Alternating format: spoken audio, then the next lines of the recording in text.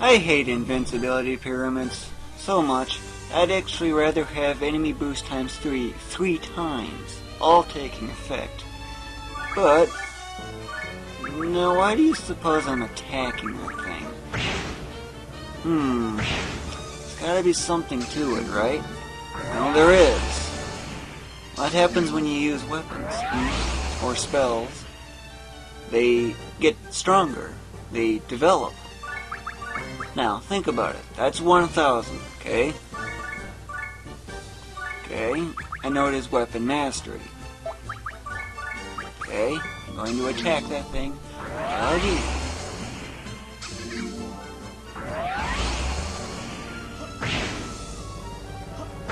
Okay, get over 100k on that thing. 100,000. But, weapon mastery went up. Nice, I like that. Hey, even that went up. 1050, not bad. That is what this is useful for. And, making it even more effective. Yeah, I'm really taking my wrath out on this invincibility, which is so annoying. But in this case, it's handy. And it's for only one reason. With this, you can go even faster. Yeah, I got 2 of these, and this thing is trapped.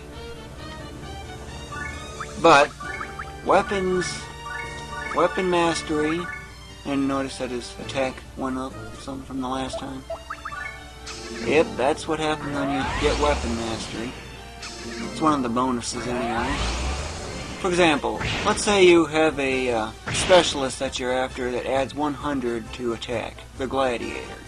So, you subdue it. Now it's 200, right? No problem. But, with max weapon mastery at 255, that 100 becomes 2750, which really kicks up his attack. What's more, if that was a sentry instead, losing defense, your defense goes up that same amount, but only if it's on that weapon. But I want to focus on raising his weapon mastery. So I'm just going to focus exclusively on him. And this is among the best way you can possibly get weapon mastery. You'll need an invincibility pyramid, which is the only thing that I like them for. Is for, well, weapon mastery. The perfect is 5 attack 1 plus 1 pyramids for attacks plus 5, and 1 invincibility. That is the perfect. So instead of 2 attacks like that, it's 6. It's not that much faster, but it does add up. Of course, extra invincibility pyramids, well, it really doesn't have any effect. For the most part, either an isolated enemy on an island that you otherwise can't really reach, or, well, can reach, they just can't move over to you. You know what the idea is, right? They just can't move from that island, because enemies don't throw themselves around. Or a gate guard, that also works, but I didn't happen to have one. There's an island over there, but 7 panels away, so I can't throw over to it. So I don't know how you do that. So the next best thing I came up with is trap the enemy.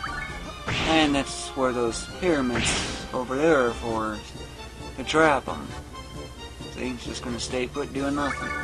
Just make sure you keep your distance. Because that way, even if you don't have any invincibilities around you, you know, you can still make use of it. Do it without any risk, that is. So you might be wondering, what is it? Already 165. It's going up real fast.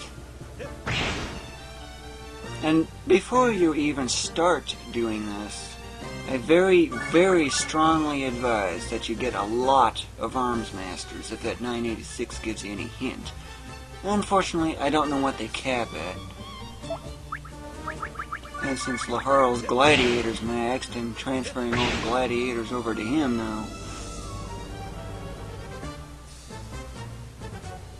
And just for reference, yeah, his armsmaster is really ain't much. But look at that sentry. In just one day I got it up there. My video that follows after this covers how you can quickly farm these, or gather these specialists. Yeah, he's got a bunch of stuff on here too. I'm getting physicians as well. Guess I forgot to combine that new pharmacist I got. But anyway, that's pretty much what I got. Broker's pointless. With that much gil, or HL, what would you expect? 3.6 trillion, in case you can't read that. No comment makes it hard to read. But this is just the basic idea. It works with magic, and it works with regular physical attacks from my favorite command, which is this. But weapon-specific skills, it does not work. I'll show you. This one, yeah, it's used a lot. It's also one of my favorite effects too. One of the few effects I wouldn't want disabled. Unless I was after speeding processes up. But he only used it once though. Yes, basically that means you're going to have to do it one turn at a time. Best when you're making use of the Clone Wars trick, of which I have plenty of videos of.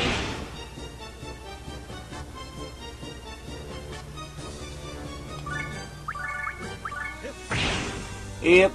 And by the way, this also has yet another advantage. Notice the gauge on the bottom right corner? Bonus gauge? Doing this is also a quick way to build it. But you're better off getting a whole bunch of characters going at it. And I mean a bunch of them. The max combo the combo count, the highest that can go is actually 59. That requires 6 attacks plus pyramids.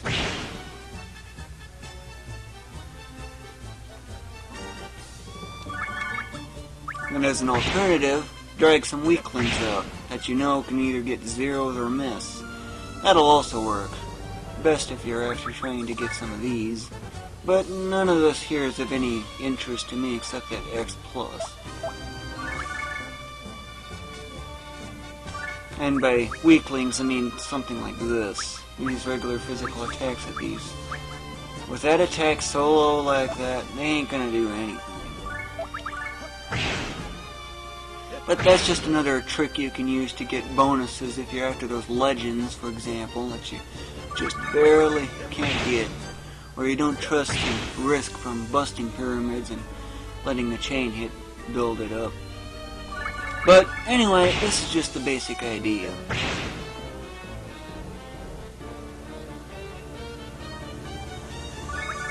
So just look how much his weapon mastery's gone up since I started this. In this video, that is. They really don't take long. He's amazingly fast.